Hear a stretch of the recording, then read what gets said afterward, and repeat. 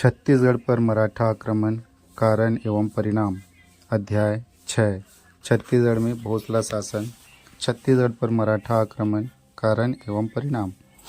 छत्तीसगढ़ पर मराठों का आक्रमण अंचल के इतिहास की महत्वपूर्ण घटना थी। इस अंचल पर कलचुलियों का शासन था।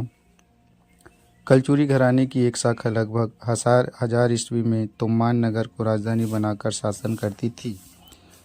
सन 1050 ईस्वी के लगभग कलचुरी वंश के रत्नराज ने अपने नाम पर रतनपुर नगर बसाया और अपनी राजधानी तोमान से उठाकर वहां ले गया। 1050 ईस्वी से रतनपुर राजधानी के रूप में रहा। इसी राजधानी रतनपुर के नाम पर अंचल रतनपुर कहलाया। यह राज्य समृद्ध राज्य था।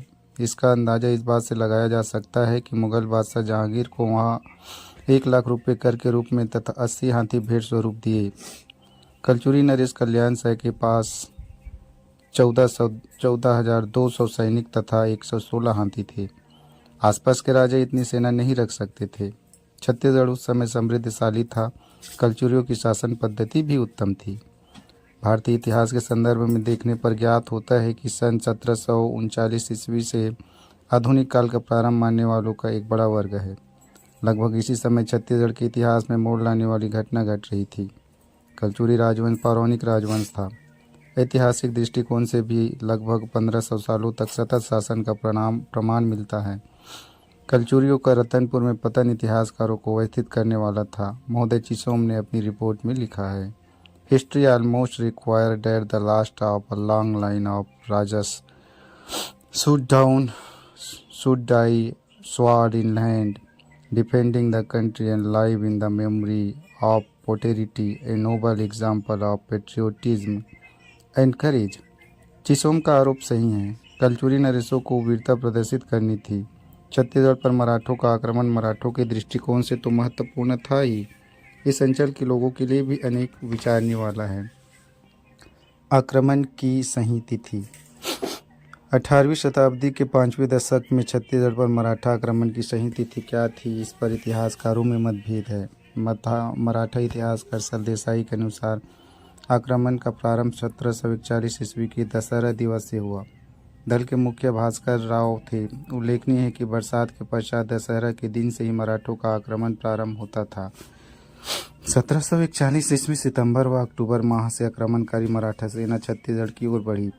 प्रसिद्ध अंग्रेज इतिहासकार ग्रांड डब के अनुसार यह तिथि 1742 थी। छत्तीसगढ़ के अंग्रेज सुपरटेंडेंट पी वास सिगन्यू 1818 से 1825 ईस्वी ने रतनपुर पर मराठा आक्रमण लिखा है। छत्तीसगढ़ पर मराठों का आक्रमण 1741 में हुआ, क्योंकि 1742 ईस्वी के प्रारंभिक तिमाही में भास्कर पश्चिम बंगाल और बिहार को लूटने में लगे थे। मराठा सेनापति भास्कर पंत कोल्हाटकर के नेतृत्व में छत्तीसगढ़ और बंगाल पर आक्रमण के लिए जो सेना भेजी, उसकी संख्या पर भी विवाद है। सरदेसाई और ग्रांड टब के अनुसार संख्या 10,000 थी। गंगाराम नामक समकालीन बंगाली कवि ने 40,000 मराठी घुड़सवार बताया है। बाखर के अनुसार 30,000 और रायपुर गजेटेरियन के अनुसार संख्या 40,000 थी। तथ्यों पर गणवेपन्नापूर्वक विचार करने पर 30,000 की सैन्य संख्या सही प्रतीत है। भास्कर पंत को छत्तीसगढ़ से आगे बढ़कर बंगाल प्रांत पर भी आक्रमण करना था, जो अलीवर्दी खां के अधीन एक शक्तिशाली राज्य था। अतः एक बड़ी सेना लेकर ही मराठा सेनापति आया होगा। आक्रमण के कारण छत्तीसगढ़ पर मराठा आक्रमण वास्तव में बंगाल पर मराठा आक्रमण की पूर्व पीठिका थी। मराठों की सेना बंगाल पर आक्रमण करने निकली थी। डॉक्टर बलदेव प्रसाद मिश्र ने सही लिखा है, सन 1741 ईस्वी में जबकि नागपुरी भोसले राज्य की नींव डालने वाले रघुजी प्रथम के सेनापति भास्कर पंत पंडित बंगाल पर धावा करने जा रहे थे। ये बेचारे रतनपुर कलचुरी नरेश व्यर्थ ही चक्कर में आ गए और बिना लड़े भिड़े ही पंत पंडित के आगे आत्मसमर्पण कर दिया। मराठा आक्रमण के कारणों को निम्न शीर्षकों में विभाजित किया जा सकता है। पहला, मराठों की महत्वाकांक्षा। शिवाजी ने जिस मराठा राज्य की स्थापना की थी, उसका सतत विस्तार हो रहा था। हर मराठा सरदार राज्य का अधिक विस्तार करना चाहता था। 1734 ईस्वी में सेना साहब सुबह के पद पर रघुजी को नियुक्त किया गया। उसे जो सनद दिया गया, उसके अनुसार पूर्व में बंगाल तक का भाग उसके क्षेत्र में शामिल था। छत्तीसगढ़ प्रांत का भी उल्लेख उस सनद में किया गया था। इस सनद में उल्लेखित प्रभाव क्षेत्र तक मराठा प्रभुत्व का विस्तार करना रघुजी का दायित्व बनता था। 1741 ईस्वी में इसी महत्वाकांक्षा की परिपूर्ति के लिए बंगाल विजय करने मराठा शासक सेना भेजी गई थी। मार्ग में छत्तीसगढ़ का भाग था। भास्कर पंत ने इसे जीतने का निश्चय किया। दूसरा कारण छत्तीसगढ़ का उड़ीसा बंगाल मार्ग पर स्थित होना। सन 1741 ईस्वी में बंगाल विजय के लिए मराठा सेना भेजी गई। मार्ग पर छत्तीसगढ़ का प्रदेश था, अतः पीछे का भाग सुरक्षित रहे, इस उद्देश्य से भास्कर पंत ने इसे जीता। वास्तव में यह बाई प्रोडक्ट था। बंगाल जाने के मार्ग पर छत्तीसगढ़ पड़ता था, अतः उसे जीता गया। तीसरा रघुजी की ऋणग्रस्तता। रघुजी भोसला सेना साहब सूबा के पद पर नियुक्त थे। मराठा प्रभाव विस्तार के दौर में उन्हें एक बड़ी सेना रखनी पड़ी थी। इस सेना के खर्च के लिए उन्हें ऋण लेना पड़ा था। 1742 के लगभग भी रघुजी ऋणग्रस्त थे। ऋण से मुक्ति पाने का एक ही मार्ग था, वह था आसपास के राज्य को लूटना। नागपुर से पूर्व दिशा के राज्य को लूटने के उद्देश्य से सैनिक भेजी गई थी। इस सूची में भी छत्तीसगढ़ का प्रदेश शामिल था। यही कारण था कि कलचुरियों से कोई लड़ाई का कारण न होते हुए भी उकसाने वाली कोई कार्रवाई कलचुरियों द्वारा न किए जाने के बावजूद मराठा सेना ने लूट के उद्देश्य से छत्तीसगढ़ पर आक्रमण किया। वास्तव में रघुजी ऋण मुक्त होने पर उपक्रम कर रहे थे। चौथा, छत्तीसगढ़ का उपजाऊपन। आक्रमणकारी उसी अंचल पर आक्रमण करता है जो धनी इलाका हो, क्षेत्र उपजाऊ हो, जिससे लगान के रूप में प्रति वर्ष बड़ी राशि वसूल की जा सके। छत्तीसगढ़ के उपजाऊ खेतों के बारे में मराठों को ज्ञात था। यहाँ की वन संपदा और उपजाऊ खेत आक्रमणकारियों को आकर्षित करते थे। प्यारेलाल गुप्त ने लिखा है, छत्तीसगढ़ पर मराठों की शुरू से नज़र थी, लालच भरी। वन पहाड़ों से आच्छादित इस अंचल यद्यपि धनी नहीं समझा जा सकता था, प्रधान तथा वनोपज से इसे लुभावना बना दिया था। पांचवा, छत्तीसगढ़ का कमजोर शासक। मराठे जिन दिनों बंगाल की व्यूह रचना में लगे थे, उन दिनों रतनपुर के है कलचुरी वंशों का शासन कमजोर था। रघुनाथसिंह 1732 ईस्वी में 60 साल की अवस्था में रतनपुर के राज सिंहासन पर बैठा। सन 1740 ईस्वी के लगभग उसका एकमात्र पुत्र मर गया। वे अत्यंत शोक संतप्त हो गए। 1 साल तक उन्होंने राजकाज तक देखना बंद कर दिया था। दोपहर को 2 आषाढ़, एक तो यूं ही निर्बल मन का मनुष्य, उस पर बुढ़ापा, फिर पुत्र शोक, उसने राज्य बचाने का कोई प्रयास नहीं किया। मराठों को रतनपुर और उसके शासक के बारे में जानकारी मिलती रहती थी। उन्होंने अच्छा अवसर समझा और बंगाल जाते जाते रतनपुर के राजा को भी परास्त किया। दंड स्वरूप धन भी वसूल किया। लगभग 70 साल के रघुनाथ आक्रमण का सामना करने की स्थिति में नहीं थे। रतनपुर के रघुनाथ सिंह और रायपुर के अमर सिंह देव के समय में मध्य प्रांत पर नागपुर के भोसलों का अधिकार हो गया था। उस समय मराठों से टक्कर लेने में प्रायः भारतीय राजागण कांपते थे। छठवां, राज परिवारों में फूट। 1741 ईस्वी में मराठा आक्रमण के समय रतनपुर के कलचुरी और रायपुर के कलचुरियों में मेल नहीं था। रायपुर शाखा के मोहन सिंह बड़े महत्वाकांक्षी थे। रतनपुर पर भी वे अपना अधिकार स्थापित करना चाहते थे। यह भी संभव है कि मोहन सिंह के कुचक्रों के कारण रतनपुर की सेना ने अपने वृद्ध राजा का साथ ही न दिया हो। मोहन सिंह का नागपुर के सतत संपर्क था। बहुत संभव है कि उन्होंने मराठा को रतनपुर पर आक्रमण करने के लिए प्रेरित किया हो। कलचुरियों का दुर्भाग्य था कि ऐसा पीढ़ी राज कर रही थी जिनमें मेल नहीं था। सन 1020 ईस्वी के लगभग कलिंग राज का बेटा कमरराज तोमान की गद्दी पर बैठा। इसके समय में त्रिपुरी के गांगे देव कलचुरी ने उड़ीसा पर आक्रमण किया, जिसमें कमरराज ने न केवल उसकी सहायता की बल्कि उत्कल राज की संपत्ति लूटकर गांगे देव को समर्पित कर दी थी। ऐसी एकता ही राज परिवारों में प्रशंसनीय होती है। कलचुरी शासकों की फूट का लाभ मराठों ने उठाया। मोहन सिंह संदेह के घेरे में इसलिए भी आता है कि उसने मराठों के आक्रमण के समय रतनपुर के राजा की कोई सहायता नहीं की। 1745 ईस्वी में रघुजी भोसले और उनके साथ कलचुरी वंश का एक व्यक्ति जिसका नाम मोहन सिंह था, इसी के द्वारा रतनपुर पर आक्रमण किया गया, जिससे कलचुरी वंश का रहा सा अस्तित्व समाप्त हो गया। अंतिम शासक रघुनाथ सिंह रतनपुर की गद्दी से हटाए गए। इससे भी स्पष्ट होता है कि 1741 ईस्वी के आक्रमण के पीछे रतनपुर के मोहन सिंह का हाथ था। 7वां, जमींदारों का असहयोगी रूप। छत्तीसगढ़ के रतनपुर पर आक्रमण से पूर्व मराठों ने यहाँ की आंतरिक दुर्बलता का पता लगा लिया था। रतनपुर राज्य निर्मल हो चला था। उनके गढ़ों के दीवान उनका खुल्ला विरोध करने लगे थे। यहाँ तक कि जिस भूमि पर राजा का अधिकार था उसे भी वे कहीं कहीं दबा बैठे थे। छुरी और पंडरिया के जमींदारों ने ऐसी बहुत सी जमीन दबा ली थी। गोड़, कमर और बिंजवारों ने है वंश के प्रारंभ से उनसे खंड प्राप्त किए थे, पर परीक्षा की घड़ी आने पर उन्होंने न केवल कोरा जवाब दिया बल्कि विरोध करने के लिए खड़े हो गए। 8वां मीर हबीब का आक्रमण। छत्तीसगढ़ पर मराठों के आक्रमण का एक कारण मीर हबीब का मराठों को भेजा आमंत्रण था। मीर हबीब का बंगाल के तत्कालीन नवाब से नहीं पड़ती थी।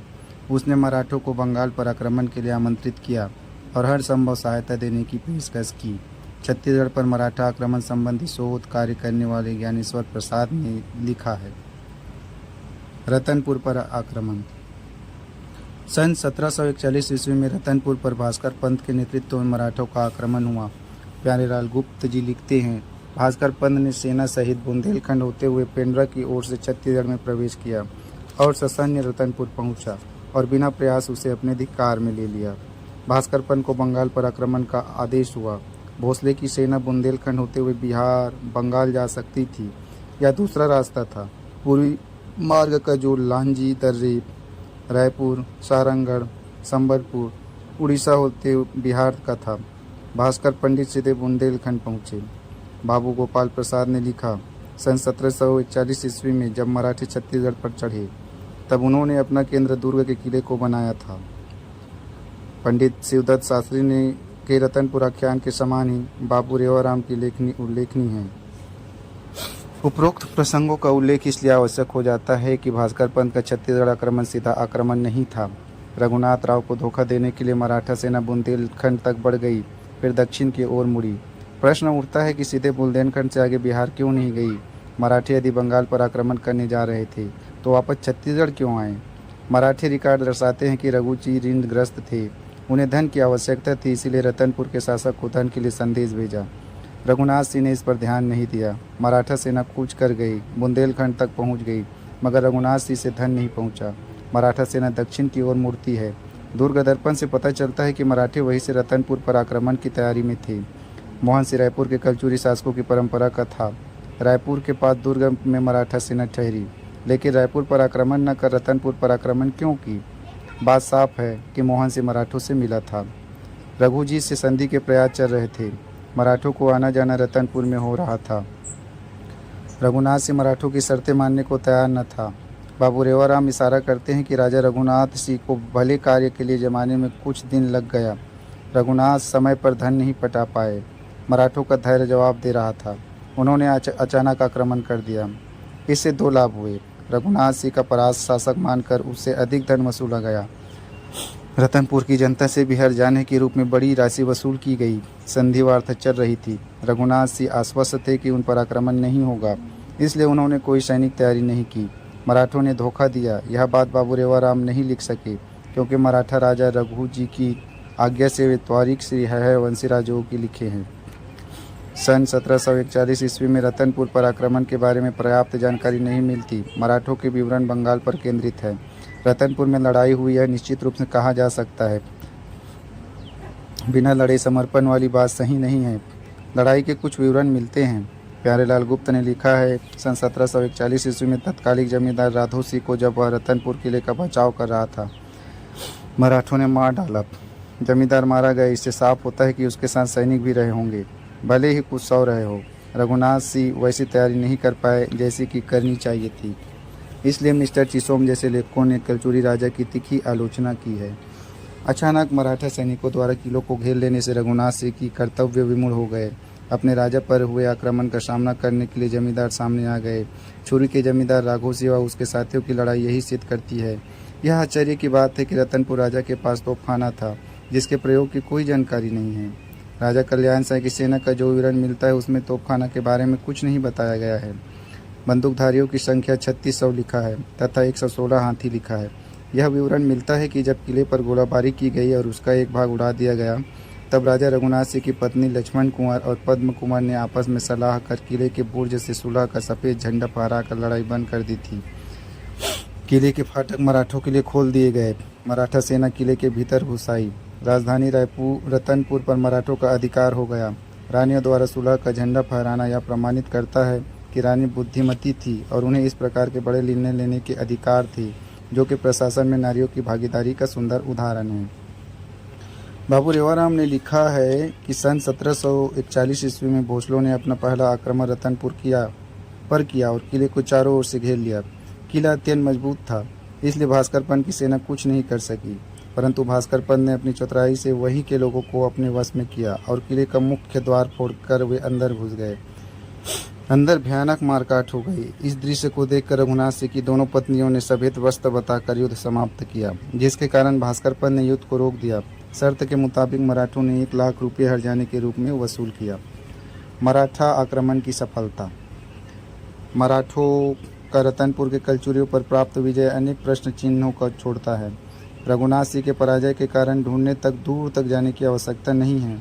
रघुनाथ सिंह का यह करना था, यही नहीं करना था, इस प्रकार की बातें की जाती है। परिणामों के आधार पर समीक्षा करते डॉक्टर बलदेव प्रसाद मिश्र ने लिखा है, कम से कम 1.5 सहस्त्र सालों तक अविच्छिन्न रूप से राज्य करने वाले कलचुरी राजघराना इस प्रकार पानी के बुलबुले के समान एक ही फूंक में विलीन हो गया। प्यारेलाल गुप्त ने 1923 में लिखा, इसमें संदेह नहीं कि रक्षा का जैसा भी उत्तम उपाय किया जाता मराठों से पार पाना कठिन था। पर इतिहास को इस बात से संतोष नहीं। वह चाहता है कि है वंश के सदृश वीर और प्राचीन घराने का वंशज स्वदेश की रक्षा हेतु समर में या तो विजय प्राप्त करता या हाथ में तलवार लिए प्राण देता और इस प्रकार अपनी स्वदेश भक्ति और शूरता की छाप भावी पीढ़ी के हृदय में जगा जाता। पर हाय, रघुनाथ सिंह से कुछ नहीं बन पड़ा और प्यारा छत्तीसगढ़ मराठों के अधिकार में आ गया। प्यारेलाल गुप्त जी ने और लिखा है, यदि राजा रघुनाथ सिंह कमर कसकर छत्तीसगढ़ के विभिन्न गढ़ों में बिखरी हुई सेना एकत्र करते और भास्कर पंत का मुकाबला करते तो आश्चर्य नहीं कि पासा पलट जाता, लेकिन इस प्रकार का कोई प्रयत्न नहीं हुआ। रो वल्यानी एवं साहसी ने लिखा है, छत्तीसगढ़ में कलचुरी शासन की स्थापना जिस गौरवमय ढंग से हुई थी, उस शासन का अंत उतने ही नाटकीय ढंग से हुआ। चाहते तो रघुनाथ सिंह दृढ़तापूर्वक छत्तीसगढ़ के विभिन्न गढ़ों में बिखरी सेना को संगठित कर भास्कर पंत की सेनाओं का डटकर मुकाबला कर सकते थे, पासा पलट सकता थे, लेकिन रघुनाथ सिंह ने अपनी ओर से प्रतिरोध करने का तनिक भी प्रयास नहीं किया। रतनपुर के राजा को जिस वीरता, साहस व दूरदर्शिता का प्रदर्शन करना चाहिए था, उसने नहीं किया। मिस्टर चिसोम की तीखी टिप्पणी इसी संबंध में है। रतनपुर का राजा भले ही बड़े संघर्ष के लिए तैयार न था, परंतु रतनपुर का गढ़ ऐसे ही मराठों के अधिकार में नहीं आ गया। पहला मराठी विजयी हुए। सन 1741 ईस्वी में रतन पर हुए आक्रमण का पहला परिणाम यह निकला कि सैकड़ों सालों से छत्तीसगढ़ पर स्थापित कलचुरियों का राज्य समाप्त हो गया। विजयी मराठों ने पहली सफलता के साथ विजय अभियान को आगे बढ़ाया। पुराने कलचुरी राजा के स्थान पर नए व्यक्ति को रतनपुर का शासन भार सौंपा। यह नया व्यक्ति पुराने राजवंश की समाप्ति का प्रतीक था। सेनापति पंत मराठा सेना को विजय दिलाने में सफल हो गए। दूसरा कारण, कलचुरियों की दुर्बलता का ज्ञान। जय पराजय होता रहता है। 1741 में मराठों की जय और कलचुरियों की पराजय इस श्रृंखला की एक कड़ी थी। पराजय के कलंक से अधिक कलंक कलचुरियों को लगा। कलचुरियों की दुर्बलता का ज्ञान हुआ। सैकड़ों सालों से रतनपुर पर राज कर रहे कलचुरी इतने कमज़ोर हो गए हैं, यह इस अंचल के लोगों को भी ज्ञात नहीं था। जय पराजय की परवाह न करते हजारों सैनिक समरांगन में उतरते। उनका सेनापति लड़ता हुआ मारा जाता तो इतिहास कलचुरियों को माफ़ कर देता। वीर भोग्य वसुंधरा प्राचीन कहावत है, जो कायरता तत्कालीन कलचुरी शासक ने दिखलाई, उससे छत्तीसगढ़ का सर नीचा हुआ है। तीसरा कारण, कलचुरियों का खजाना मराठों के अधिकार में।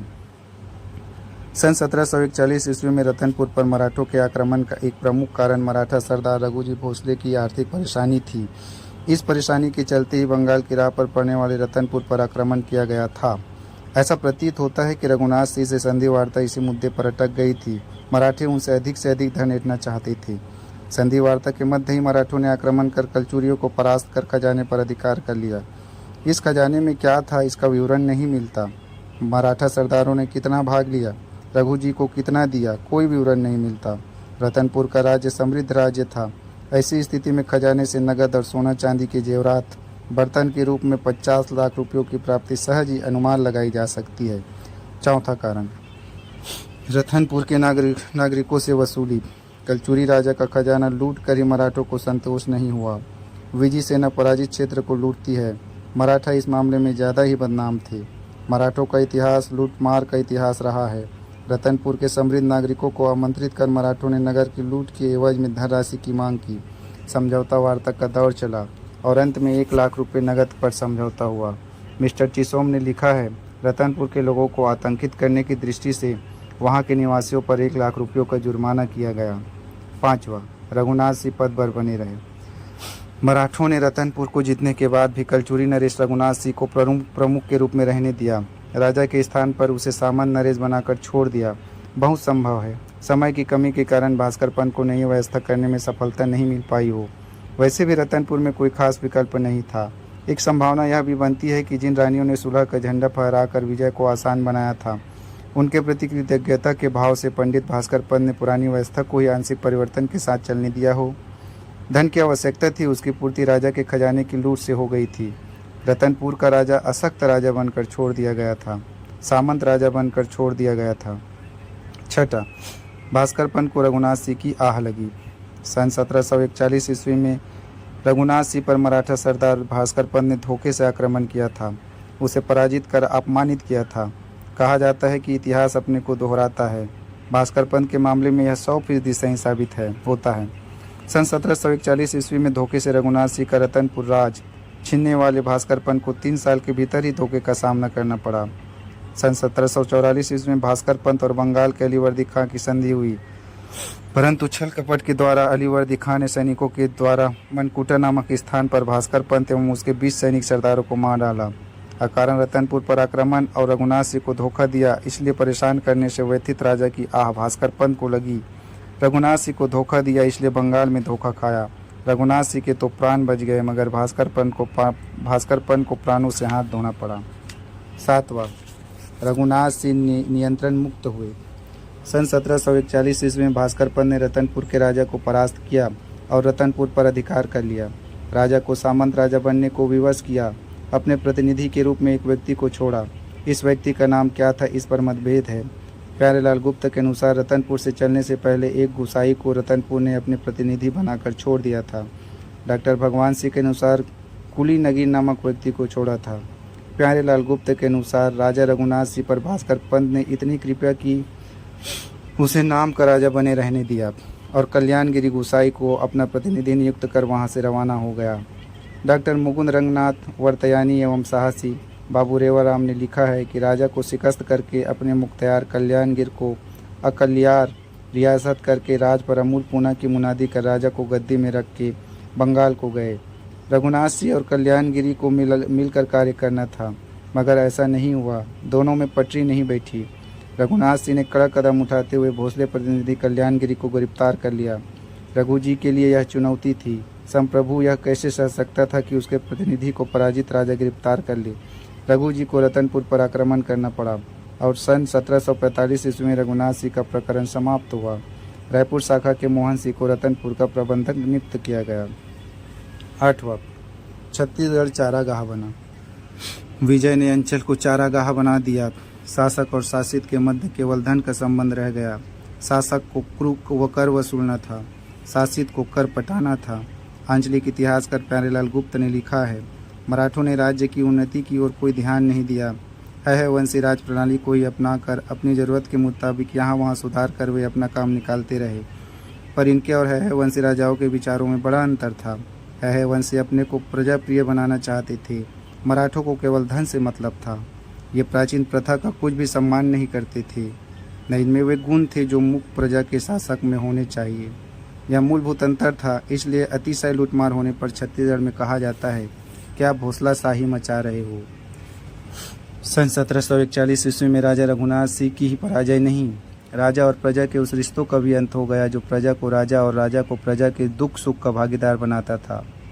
धन वसूलने वाले भोसला के अधिकारियों ने छत्तीसगढ़ के निवासियों पर अत्याचार अनाचार किया।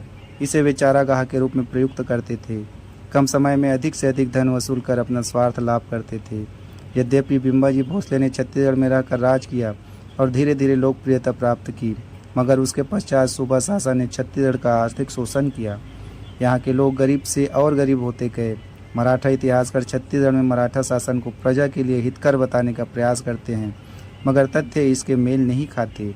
गरीबी अनेक प्रकार से व्यक्ति को अंचल को कमज़ोर बनाता है। छत्तीसगढ़ में भी ऐसा हुआ।